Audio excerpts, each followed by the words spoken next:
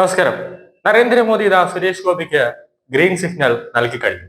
സുരേഷ് ഗോപി ഇനി അഭിനയ രംഗത്തേക്ക്, അതായത് വെള്ളിത്തിരയിലേക്ക് ഇനി അഭിനയവുമായി എത്തുകയാണ്. താടി വളർത്തി തുടങ്ങിയിരിക്കുന്നു ഒറ്റക്കൊമ്മൻ സിനിമയുടെ രണ്ടാം ഷെഡ്യൂളിന് വേണ്ടി. സിനിമയിൽ അഭിനയിക്കണമെന്ന് കേന്ദ്ര സഹമന്ത്രി സുരേഷ് ഗോപിയുടെ ആവശ്യം ബി കേന്ദ്ര നേതൃത്വം അംഗീകരിച്ചു എന്നതാണ് ഇപ്പോൾ പുറത്തുവരുന്ന വാർത്തകൾ. ഉന്നത നേതൃത്വം അനുമതി നൽകിയെന്നാണ് വിവരം. ഔദ്യോഗിക അനുമതി ഉടൻ ഉണ്ടാകും. ഇതോടെ സുരേഷ് ഗോപി ഉടൻ ക്യാമറയ്ക്ക് മുന്നിലേക്ക് എത്താൻ പോവുകയാണ്.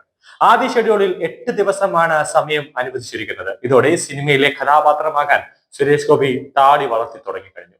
ഏറ്റെടുത്തിട്ടുള്ള പല പ്രവർത്തനങ്ങളും മുന്നോട്ട് കൊണ്ടുപോകാൻ വരുമാനം ആവശ്യമാണ്. അതുകൊണ്ടാണ് അഭിനയം ഒഴിവാക്കാൻ കഴിയുകയില്ലെന്ന് സുരേഷ് ഗോപി ആദ്യം മുതലേ സ്വീകരിച്ച ഒരു നിലപാട്.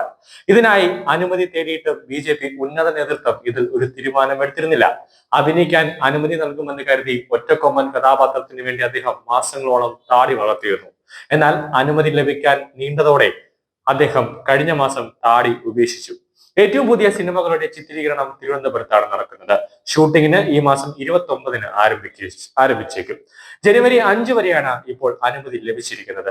ഈ ദിവസങ്ങളിൽ സെൻട്രൽ ജയിലുമായി ബന്ധപ്പെട്ട അദ്ദേഹത്തിന്റെ പരമാവധി ഭാഗം ചിത്രീകരിക്കും. നവാഗതനായ മാത്യു തോമസ് ആണ് ചിത്രം സംവിധാനം ചെയ്യുന്നത്. സുരേഷ് ഗോപിയുടെ 250-ാമത്തെ ചിത്രമാണ് ഒറ്റക്കൊമ്പൻ ഒരുങ്ങുന്നത്. നേരത്തെ പ്രഖ്യാപിച്ചതും എന്നാൽ പല കാരണങ്ങളാൽ നീണ്ടുപോകുകയും ചെയ്ത ചിത്രമാണ് ഒറ്റക്കൊമ്പൻ. ഷിബിൻ ഫ്രാൻസിസ് ആണ് രചന നിർവഹിക്കുന്നത്. ഷാജി കുമാറാണ് ഛായാഗ്രഹണം. സംഗീത സംവിധാനം ചെയ്തിരിക്കുന്നത് ഹർഷവർദ്ധൻ രാമേശ്വരാണ്.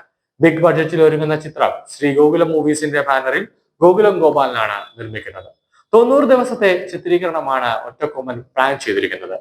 സുരേഷ് ഗോപി ആദ്യമേ തന്നെ പറഞ്ഞൊരു പ്രധാന കാര്യമുണ്ട്. സിനിമയിൽ കിട്ടുന്ന വരുമാനം നേരെ പോകുന്നത് മിമിക്രി ആർട്ടിസ്റ്റ് അസോസിയേഷൻ എന്ന സംഘടനയ്ക്ക് 2 ലക്ഷം രൂപ. അതായത് സുരേഷ് ഗോപി ചെയ്യുന്ന ഓരോ സിനിമകളിൽ നിന്ന് കിട്ടുന്ന വരുമാനം അത് 2 ലക്ഷം രൂപ മിമിക്രി ആർട്ടിസ്റ്റ് അസോസിയേഷന് പോകും. കൂടാതെ സുരേഷ് ഗോപിയുടെ മകളുടെ ചാരിറ്റബിൾ ട്രസ്റ്റിലേക്ക് പോകുന്നു.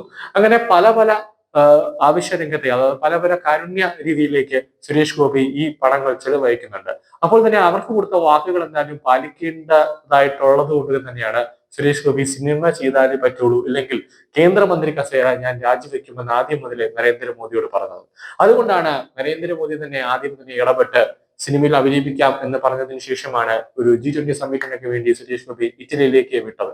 അതിനുശേഷമാണ് ഇപ്പോൾ സിനിമയിലേക്ക് അഭിനയിക്കാൻ ഒരു നിയമം അതിനുശേഷമാണ് സിനിമയിലേക്ക് അഭിനയിക്കാൻ നരേന്ദ്രമോദി തന്നെ സുരേഷ് ഗോപിക്ക് ഒരു അനുവാദം നൽകിയത്.